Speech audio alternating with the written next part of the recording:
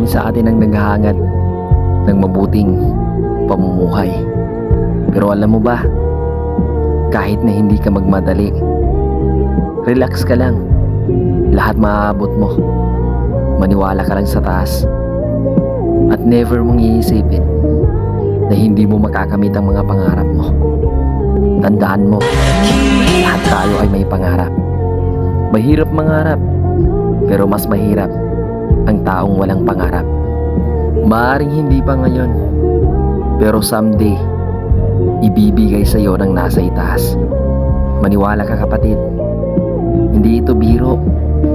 Samahan mo lang ng panalangin sa Kanya sa nag-iisang sinisimba natin.